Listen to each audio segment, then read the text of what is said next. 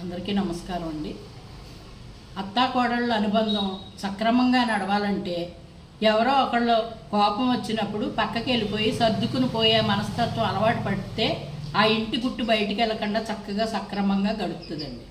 చాలామంది ఏమనుకుంటారంటే, ఇప్పుడు కూర్చుని మాట్లాడుతూ ఉంటాం అనుకోండి, ఎవరితోటన్నాను అత్తగారి మాట నేనే అన్నాను, ఎవరితో అన్నా మాట్లాడుతూ కూర్చున్నాను అనుకోండి, కూర్చున్నప్పుడు ఎవరో ఒకళ్ళు వస్తారు, వాళ్ళకి ఏదైనా టీ కానీ ఏదైనా కాఫీ కానీ ఇవ్వాలనుకుంటే తను వచ్చేసి ఇచ్చేసి, కోడలు వచ్చి ఇచ్చేసి ఇంట్లోకి వెళ్ళిపోయి తన పనులు తను చేసుకుంటుంది అనుకోండి, అప్పుడు ఈ అత్తగారికి విసుగు పుట్టదో, కోడలికి కూడా వీళ్ళ వ్యాపకం తగ్గుతుంది. వీళ్ళు ఏం మాట్లాడుకుంటున్నారో ఏంటి ఇలాంటి వ్యాపకం లేకుండా ఉంటుంది.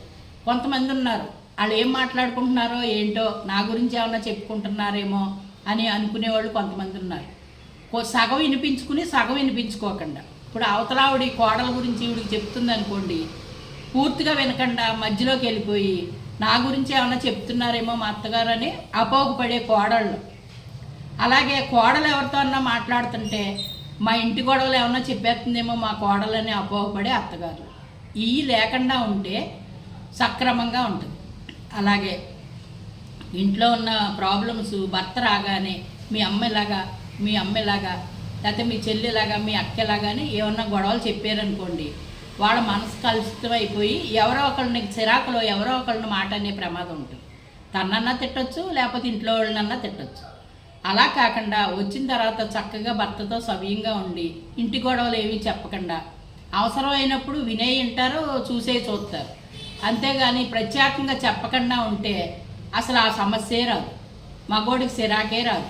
ఎందుకంటే వాళ్ళేదో పడుతున్నారు ఇంట్లో, నాకెందుకు, నాకు చెప్పరో, నాకు అనవసరం, నాకెందుకులే అనుకుని తప్పించుకుని బయటికి వెళ్ళిపోతూ ఉంటారు. కొన్ని ఇళ్లలో అలా కాదండి, పని కట్టుకుని మీ అమ్మలాగా మీ అమ్మలాగా అని అపార్థాలు చేసుకుని మాట్లాడటం అనర్థాలకి దారితీస్తుంది. కొన్ని మనకి చెవికి నీ కూడా నిజమని అనుకోకూడదండి. ఎందుకంటే ఒక మాట పూర్తిగా వినకుండా ఏది మాట్లాడకూడదు, కంటితోటి పూర్తిగా చూడకుండా నిజమని అనుకోకూడదు.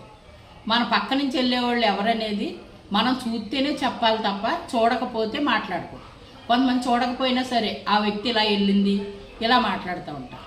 అలాగే ఇంట్లో ఉండే పిల్లల్ని తల్లి కొడతా ఉంటుంది, పెద్దవాళ్ళు చూస్తా ఊరుకోలేదు. కోడలు కొట్టింది అనుకోండి, అత్తగారు చూస్తా ఊరుకోలేదు, పెద్ద మనసు కదా, ఆ కొట్టుకులు ఆడుతూ ఉంటుంది. అప్పుడు ఏంటనేసి వచ్చి గబగబా తిట్టి దగ్గర తీసుకుంటారు. ఇదిగో ఈవిడ వల్లే మా పిల్లలు చెడిపోతున్నారు అని అనుకోకూడదు. మా అత్తగారు వాళ్ళు చెడిపోతున్నారు, ఎందుకంటే ఆవిడ పిల్లల్ని పెంచింది, ఆ అనుభవం ఉంది ఆవిడ. మీకు ఆవేశం తప్ప అనుభవం ఉండదు. ఏమంటారు చెప్పండి?